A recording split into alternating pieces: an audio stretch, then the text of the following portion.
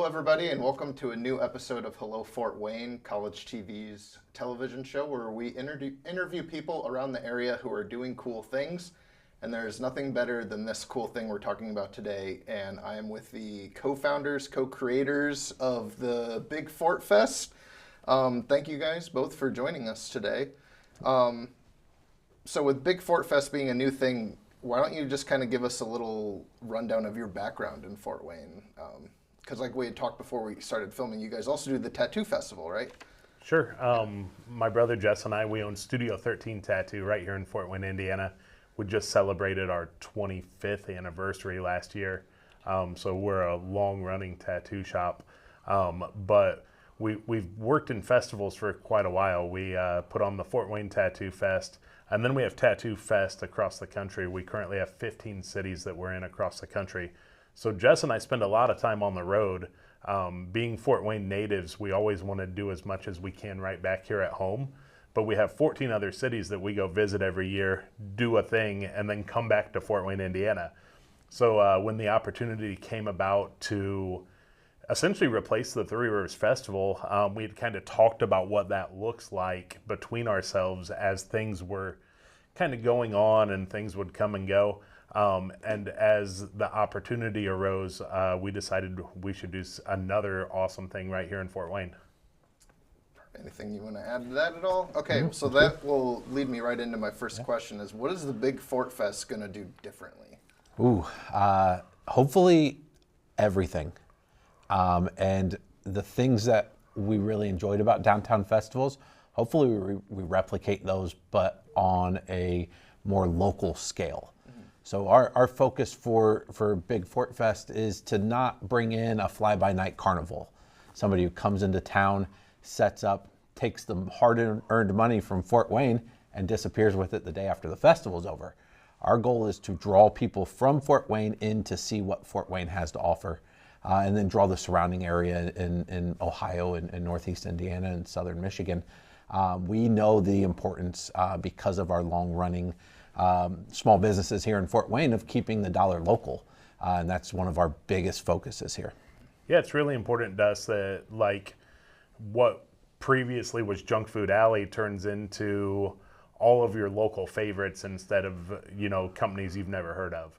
So you'll still be able to get a lemon shake up, but you're going to be getting it from someone right here in Fort Wayne, Indiana. You're still going to be able to get all your local favorites, but you'll also be able to get a Brava's burger. You'll also be able to get Mercadito tacos.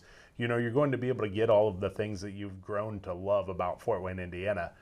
So, that's really, really important to us. And then also the 3 nights of concerts, having an actual draw, having something that really fills up that pavilion downtown, as where there's been concerts downtown, throughout the course of previous festivals. Some of them have done well and some of them have not done so well. Our goal is to be able to have 3 nights of shows that really fill that up. And what that means is driving that traffic into downtown. Those people get to experience things, they get to do things, they get to, as they're walking away and walking to, visit their local favorites even, walk past restaurants and bars and shops and things like that they have the ability to frequent as well. So it's really about that community aspect and driving people into the same space at the same time. Yeah, so kind of branching off of that, like with the focus on community, I think one of the bigger things personally that I find is that Fort Wayne seems to lack a little bit of a sense of pride in ourselves. So how does building this with a focus on community, how is it going to help with that Fort Wayne pride and make people happy to be in our city? Yeah, I think that does exist sometimes. I often feel like I don't have that in my own group, but my group of peers are the other small business owners I've met in the last 25 years. So I think it comes out of necessity for my friend group to have that pride in Fort Wayne, to be the cheerleader for it. And our goal is to make everybody the cheerleader for Fort Wayne. Big Fort Fest is exactly how it sounds. It is about amplifying Fort Wayne. So I think that's a big push. We see that on social media. You see 2 groups. You see a group that's very much behind the city of Fort Wayne and so excited to be here and take part in what's happening. And then you do see other groups that maybe aren't as excited to see anything happen. Our goal is to convert those into the group that we're putting on. Yeah, we just really want to fly the flag for Fort Wayne. And that's why our logo is exactly what it is. You know, it's Johnny Appleseed marching essentially down, you know, flying a flag behind him, you know, and that's important to us is that sense of pride and sense of community. And even if like the concerts aren't a band that you maybe would go see, you know, we've tried to mix some things up and make it cool. That way it's worth going to check out, you know, that way you can go down there, have a good time. You know, in a day and age where concert tickets start at like $60, you know, we're trying to push our prices down. That way people can go and sample something that maybe they wouldn't have shown up to before also. You know, and that's a hard thing to do when it's privately funded. You know, a lot of people think that somehow that their tax money or something like that covers a festival.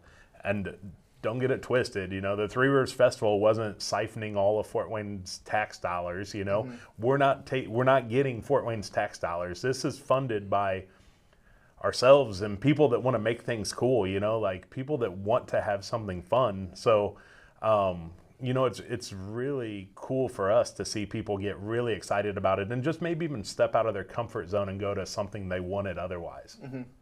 Yeah.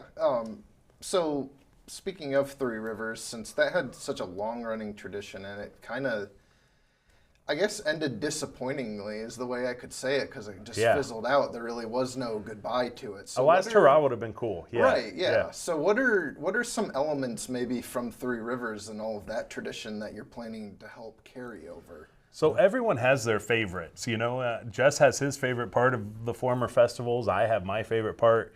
Every single person we interact with has something, has a memory from the past, whether it be the raft race or the waiter-waitress Olympics or the concerts or Junk Food Alley or the Midway or whatever it is. Everyone has their piece. You know, and there's a lot of events as we continue to grow. We're really looking at 2026 and beyond as well, because we know this year is going to be a great success. We're excited that people want to come out and do things. You know, so we're looking at how to put a fresh twist on some of the old favorites as well. While a lot of them won't be part of what we're doing this year, because this year you'll see the Big Fun Fest, which is Saturday, and it's the children's event, which will be super cool. And free for families. And free for families, you know, instead of going down there and shelling out a bunch of money to play carnival games, you know, there'll be a lot of free events for children.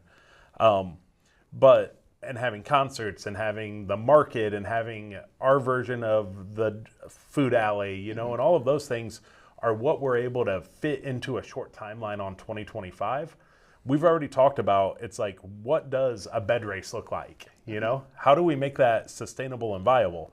Because the last year they tried to have it with the festival, they got very, very few signups. But 30 years ago, if you looked at photos of the bed race on Main Street, there were thousands of people lining the street, you know, as many people as there were for the parade, it seemed like, just watching a bed race. So it's like, how do we bring back some of these favorites, you know, and revitalize them? And that's where we're looking to the community as well. We want to know what people want and want to see return, but we also need them, if we're going to do something like that, we need people to sign up to build a bed and be part of it. You know, we need people to support and be excited about the things that they used to love as well. And we're hoping that we can bring some cool, fresh new ideas, you know? Yeah. Maybe by 2030 we'll dig a fourth river, you know? I mean, like, well, who knows? Yeah, we look at those things that we've loved in the past, and within our group, it's difficult to decide what's worthwhile. You know, and from a standpoint of someone who's always been in Fort Wayne, all of it is worthwhile. I'm excited about every bit of it, but I'm also wanting to make sure that we have longevity. So we're coming up with new ideas and ways to make old ideas new ideas again. But some of those things that aren't changing is the Fort Wayne Museum of Art is still putting on their chalk walk. You know, and we want to be part of supporting that. There's Heart in the Park, which is an art festival happening in Fryman Square at the same time as our event. There's the flea market, long running, 40 years in Lawton Park, also running that same weekend. Those are things that we want to support. They're not directly our event, but we want to bring them into what we're doing. That way, when you travel around, you come to our event, you make sure you hit those other things. That way you can enjoy everything Fort Wayne has to offer. Now, would any of these future plans include the return of the parade at all? Because that was what I grew up doing all the time. And now that I have my own son, I would like to have that tradition. We hear parade and what else? Fireworks. Parade and fireworks. Parade and fireworks. Yeah. Would we like to have a parade and fireworks? Heck yeah, everyone loves a Right. giant parade and fireworks. It is definitely something that we're in talks about. It's something we would love to see return if it's the right circumstance. And same with fireworks, but also we have a lot of community involvement, which has been great, where certain people and certain organizations may be the best to be able to be our partner with those types of things. So we're looking at what 2026 can hold. You know, we'd love to go from 3 days to 5 days or 3 days to 7 days, you know, and essentially return to the full glory of 2 glorious weekends of summer festival. So we're definitely looking at what can be done and how it can be done. You know, it would have been awesome to have Sasquatch, one of our performers, be the grand marshal of our parade. You know, I mean, something like that would be super, super cool. A 7-foot Sasquatch playing a saxophone, leading the parade. That would be as cool as it gets, you know. So we're going to continue to look at what those things look like and continue to try to make all of the cool things that we'd like to happen. But we're also like, what does a 2025 parade look like? You know, parades have been the same forever. Right. It's a float and it drives down the road and people wave at you. You wave at people. There might be a float that throws you some candy, you know, and it's like, what does the 2025 version of that look like? So how can we take something that was old and make it new again? You know, and that's constantly going to be what we're doing. And that's the best thing we can have people do is there's a link on our website to volunteer. You know, help us make this as good as it can be. Help us make it great this year. Help us make it great next year. I've never planned a parade before. Never in my life. But someone out there has. Yeah. And someone cares about a parade so passionately. That's the person I want to follow that link and reach out to us. Right. I want to make sure that we're the best we can possibly be. And I don't think my first year doing it probably is going to be the best a parade could possibly be, but I'd love to lean on our community to help me with that. Right. And now, both of you, with your past experiences with throwing the tattoo conventions and just hearing you talk about it now, I can see the passion that's there. At what point did you guys feel the calling to do this? Was it as soon as they announced Three Rivers was done? Yeah, or was what this other guys brewing show up before in that? Wizards hats? You know, I mean, Yeah. like we do. We love Fort Wayne. You know, we're natives. This was Jess. You know, the reason that we're doing this is because of him. Yeah, I watched what was happening, not just in recent news, but over years, pandemic and on.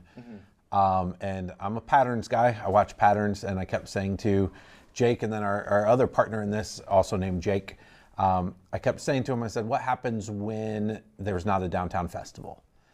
And then it became more real and more real and more real as we went on. And finally, I was like, hey guys, this is happening. What happens when there's not a downtown festival?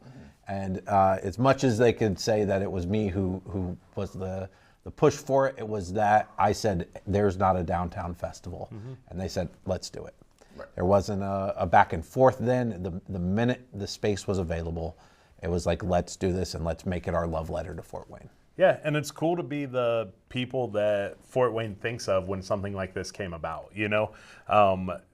Our other business partner, Jake Slater, he's the guy who does all of the other awesome concerts that happen at Headwaters Pavilion.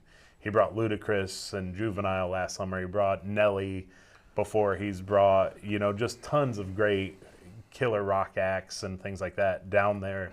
And that it's the venue he uses. So when space becomes open, you know, we were the people they thought of, which is cool. You know, it's nice for the Parks Department to go, hey, we've got an open weekend and we need something cool to happen down here. Who can do it, you know? And for them to nudge us in the right direction by saying, hey, there's availability. That's always cool too, you know? It's nice to hear our friends that support the things we do say, you should do that. You know, as soon as they heard rumblings that we might, for, you know, to have hundreds of people go, you should do that, has been cool and inspiring, and definitely And made it a lot terrifying. easier. Yeah. Yeah, it is. Yeah. You know, like the last person I want to disappoint is my mom. You know, I don't want her to come down to the festival and be like, well, it's not quite as good as it used to be. You know, and like, and we know that that's Fort Wayne. You know, Right. they have expectations. They remember the glory days of Fort Wayne Summer Festival. Everyone remembers their favorite one, you know? And they might have been 14 years old and they're 34 now. It could have been 20 years ago. And we're always going to reminisce, and we're always going to be nostalgic type people. And we want to capture that nostalgia, but with a hint of what the future looks like. So let's talk about the festival now. Sure. So we kind of touched on how Junk Food Alley is going to be revamped with like local food vendors and stuff like that. What else can we expect to see from the Big Fort Fest over that 3-day span? Sure. So we've been calling Junk Food Alley, our version of it is Big Fork Fest. Okay. We pick a new name for every little part that we do. And so we're very excited to see that happen. Again, our important factor is keeping that dollar local. And, you know, we're the guys that you can find in a local restaurant at least once a day, sometimes twice a day, every single day of the week. We always put our money where our mouth is, and that's where we put food too. So we always make sure that we're in a local restaurant. We're also bringing in local vendors and local makers for our own version of, I believe it used to be called the Emporium, but we're bringing in locals. We want to showcase what do you make in Fort Wayne? What products do you supply in Fort Wayne? As well as some nonprofits in Fort Wayne that'll be involved. One of those nonprofits that'll be involved, a big issue we saw with the previous festival was the waste that it's generating. EcoFest here in Fort Wayne is a festival. It happens in, I believe it's May 18th this year. That festival is talking about sustainability in Fort Wayne. So we've partnered with them to do waste stations at our event. So anywhere that we're generating a large amount of waste, there'll be somebody there to help us sort it, to be able to recycle, to be able to get things into the right place, to be able to compost, to be able to just take beer cans and soda cans and bottles and get those to the right place. We're looking at problems that people maybe didn't say were a problem, but I know what the streets look like during a big festival. So those are things that we really want to grow on that side. Then Big Fun Fest for Big Fun kids Fest. and families. So Saturday is going to be Big Fun Fest, and that's our children and family focused event. We're going to have tons of great Fort Wayne nonprofits and organizations that are for children. They're on hand with activities for people to do. We're going to have all kinds of places for them to play and interact and meet other children, but that's going to be completely free. We've taken care of all of that through sponsors. So instead of taking your children to the amusement park or the fair part of a summer festival, you're going to be able to bring them right into Big Fun Fest.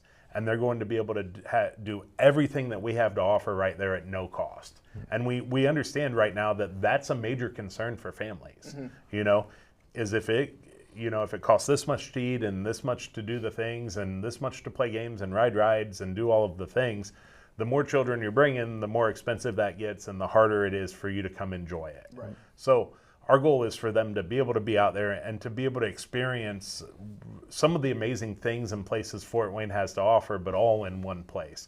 We're going to have kids' dance parties going on. We're going to have combat ops on hand. We're going to have all kinds of cool local entrepreneurs there helping us make sure that it's a giant success. So that's really exciting to me, and especially because we can run that down to zero. You know, we were able to run that down to no cost, you know, so they can come, and the only thing they might have is if they're visiting Big Fork Fest also, you know, but you can still have a great time with your family, even if you don't want to spend a single dollar that day, which is cool. And then concerts, you know, like I said, getting people downtown is big for us. And we're really excited to kind of put a fresh twist on what the concerts look like. Yeah, and that's another, you know, not entirely first for us, but kind of a first for us on this scale. We had done local concerts down when we had a business on Calhoun Street at the Tiger Room in CS3. Okay. And we threw block parties and had fun.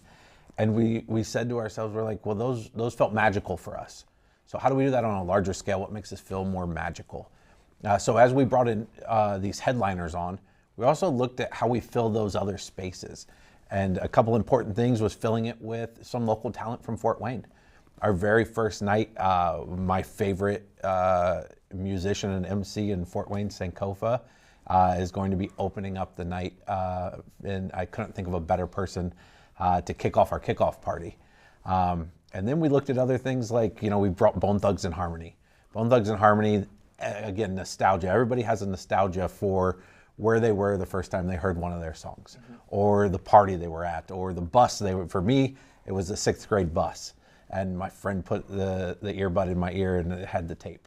But then we're bringing in a 7-foot-tall DJ who plays a saxophone and dresses like a Sasquatch. Who's had a ton of virality and internet success right now. But those are the things that we look at that are for everybody. So our night one is definitely a party, not just a, hey, we brought this person concert. It is the kickoff for this festival, not just this year, but in perpetuity. Yeah, and then the second night, we've partnered with our good friends at K105, and we're bringing party country, instead of just a country act singing a sad song, we brought something that is upbeat and fun. Our headliner is a gentleman named Breland, and he sings this song about not touching his truck, and people have heard it. It went crazy on TikTok and Instagram, but he's got a bunch of great songs, and it's fun. It's it's a party, and followed up with actually one of his friends. It's fun to book people independently and then find out that they're connected. Graham Barham, who is again doing something really similar. It's fun, it's youthful, and it's different than what you would expect from your regular country night, And I'm a sucker for old country. Don't get me wrong, I'll listen to some sad country and have a great time. But this is the exact opposite of that. And then to mix it up, Bubba Sparks right in the middle of it. Nice. So he's a good fit being from Athens, Georgia. He fits right into the country rap scene, and it's going to be cool. And then a band called Lacade also coming from out of town. But then we have Timberwolf Tone and a couple other cool local country acts already booked to open it up. And then our big night, which is on Saturday night, is brought to you by 98.9 The Bear, and that's going to be Theory of a Dead Man being our headliner. Someone that can just absolutely fill up that pavilion downtown. And then there's Fort Wayne is a rock town. They love 98.9 The Bear, and they love rock and roll, and so that's cool. And even better, being able to put our friends on it, right? Yeah. So there's really only one band from Fort Wayne that is clocking millions and millions and millions of plays. Can I guess who it is? Downstate? It's Downstate. Yes. So I'm a Cody Rhodes guy. That's fantastic. So along with being friends with these guys for a very long time, those are the people we want to put in place to be showcased from Fort Wayne. Not that they need it. They're played every night on wrestling, and the whole crowd, tens of thousands, sing along there too. But then tens of millions get on and listen to their song on Spotify. And there are multiple songs on Spotify. It's cool to see WWE going around the world and be in Saudi Arabia, and they're singing a downstate song from right here in Fort Wayne, Indiana. Right, it's awesome. And then the last few weeks they were overseas. They were in the UK, and every night, every Monday night when Raw came on, there's people across the ocean singing this downstate song that was written right here in Fort Wayne, Indiana. So that is super, super cool. And obviously they're a great bunch of guys, and they're, we love to have them as part of what we're doing. And then Hell Came Home, which is also a very popular local band. They were the Bears house band for a year or so, but just some fantastic guys. We're really excited to put a good mix of local talent and letting them play shows in some cases that they wouldn't have the opportunity to play. And I think that's my favorite part of this, is being able to do that mix of, hey, Sankofa's opening for Bone Thugs and Harmony, and he's opening for a 7-foot Sasquatch, and that's cool. You know, I mean, that stuff is fun for me. You know, it's what gets me excited about this. So the last question I have, and you both can take time to answer it, is what else should we know that I haven't asked? That is a good question. You know, I guess just know that, and I think we've touched on it, but that this is important to us, and we hope it's important to everyone else too. It's not just to let this summer tradition fade away or be fully replaced. It's to continue on to make sure that there's a reason for people to stay in Fort Wayne and a reason for people to visit Fort Wayne. You know, I want the family from Defiance to come over to Big Fun Fest. I'm a father of 2. We travel a lot. We go a lot of places for work, but we also travel around our own community as well. And nothing is cheap when you're a family of 4. And I can't imagine being a family of 5 or 6 or 7 either. But, you know, those are the people. We look at our community and we say, what does our community need? And I hope that other people also look at this event and say, what does our community need? Because what we need is feedback. We need to know that these are the things that you like, the things you love, the things that are important to you. And the best way to do that is support it. Even if you show up to an absolutely free event and don't buy a single concert ticket, you're still there supporting this event. And if you show up and you buy a concert ticket for one night or every night, that's major support. Or if you just show up to grab something from your favorite food truck or your favorite local maker or vendor, that's support. And that's the type of community that we're trying to build. I think my big thing is it's not just us. You know, it's not just me, Jess, and our other business partner, Jake Slater. We need people, you know. The support that we've gotten so far, whether it be from the smallest thing, from a fire emoji on a Instagram post to a social media share to people signing up to volunteer, you know, all the way across. Sure, are we putting our money up? Yeah, there's a group of us doing that, and there's some local businesses that have stepped in and helped sponsor some things, you know, but more importantly, we need the community to be involved, you know, and people that are excited about this, please go to our website, bigfunfest.com. Big Fort Fest. Big Fort Fest. Big Fun Fest is fun also, but bigfortfest.com. Click the link and submit a volunteer form. You know, we want to attach people with what they're great at. You know, we're not looking for people to come just help us pick up trash, unless that's what you want to do or have time to do. You know, we're looking for the people that have the different skills to make each individual part of it the best it can be. And that's right back to what Jess said about a parade. We could plan a parade. It probably would go pretty well. You know, we try really hard at every single thing we do. But someone that's already planned a parade is probably going to kill it. And that's what we need and want. We want the people that have the expertise and say, this is what I have to offer. And we want to use these brilliant, bright parts of our community to make Fort Wayne better. Awesome. Well, I am very much looking forward to it. I think everything you guys are doing so far and have announced so far sounds excellent. I can't wait for the Family Fest and now that I know to see Downstate with Theory of a Dead Man, so that's going to be a cool night as well. But thank you both for joining me today and talking a little bit more about it. Hopefully in 10 years we can do maybe a reunion episode. Yeah, that'd be about great. How things have grown. So that'll do it for this edition of Hello Fort Wayne. I hope to see all of you down at the festival this coming summer, and information will be found in the description of this video on YouTube. But other than that, I'm Will Beeman, and thanks for watching.